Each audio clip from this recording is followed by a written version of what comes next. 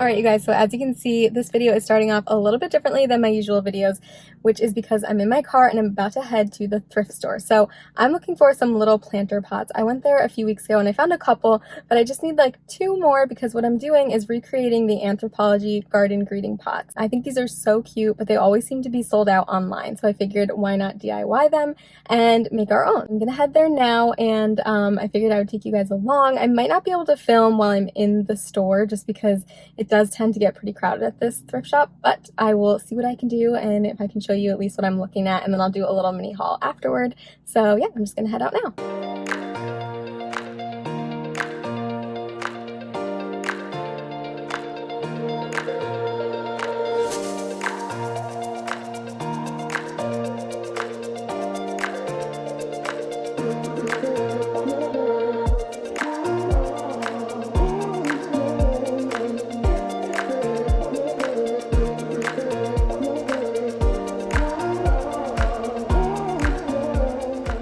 Okay, so I figured before I get started actually DIYing on these, I'll show you the pots that I picked up. I got 4 pots. One of them I won't be able to show you right now because it's drying. It was so incredibly dirty, but I will show you the other ones so you can see a good idea of the before and after. Okay, so I picked up this one, which I really like the color of. It's got a nice neutral earthy tone, and I also really like the shape of it. I was drawn to that, so I grabbed it. And as with any DIY, especially when I'm recreating things from stores, I'm not always going to find the perfect exact pot that you see on the Anthropologie website, but that's why I like it, because I can choose things that fit my style more while still staying pretty true to the original design. Okay, this next one I chose as well because of the color. I think it's going to look really good in my kitchen in the fall, and I'm probably going to plant some herbs in it. So it actually already has a little fall leaf on this side, and I'm going to be doing the decorating on this side, so I can sort of like flip it around if I ever want to. And this one I honestly didn't need, but I kept coming back to it in the store. I just thought it was really cute, so I grabbed it. I think it was under $2.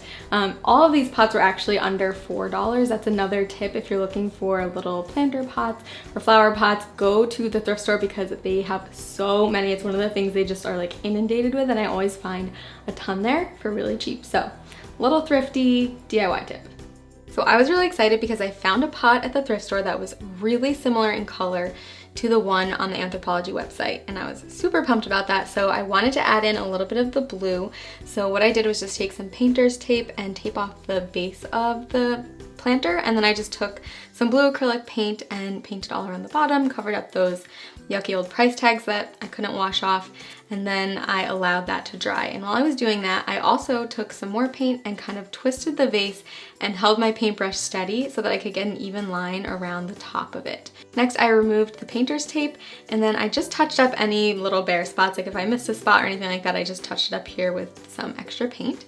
Now for the letters, I'm using this polymer clay and then these little letter cutters that I found in the clay section, and they're basically like little cookie cutters. And so what I did was just roll out some of the clay using one of my bottles of paint, and then I cut out each of the letters, and I found that it was easier to sort of cut around it with my X-Acto knife in order to remove the excess clay. Now I'm making 2 pots, and one is going to say Plant Lady and one is going to say Bloom, and the one that says Bloom, I'm not going to decorate the pot at all because I really just like it as is.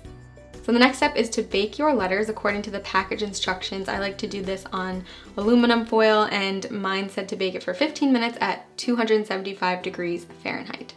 Once they are all baked and cooled, then you can just paint them, and I'm painting each letter in alternating colors, and I'm keeping this very close to the colors that I saw on the website.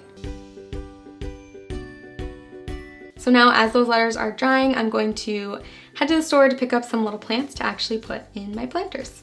Okay, we're here at everybody's favorite place. I don't know if you could see it, my head's in the way. But I just got to Home Depot. I'm going into the garden center, and I'm gonna try to find a few little plants to put into my pots. The music is so loud in here. Maybe another little aloe plant, although I don't really need another aloe plant. I already have a huge one in my kitchen. These are really pretty, but they don't like last. They're just like a novelty item.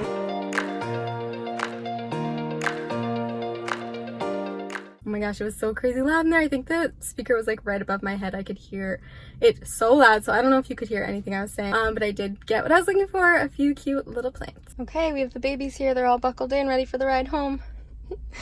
I'm so embarrassing.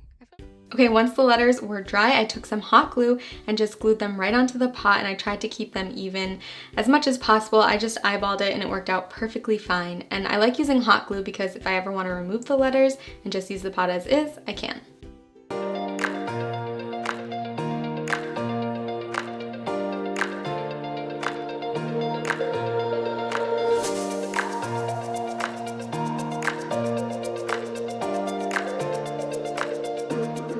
Alright, I hope you guys enjoyed this tutorial and a little mini vlog. If you guys like DIY planters, you are in luck because I have made a ton of them. So I've created a playlist here with all the planters I've made in the past, and I'm definitely a certified plant lady. I'm proud of it. So if you want to check it out, head on over there and I will just see you there.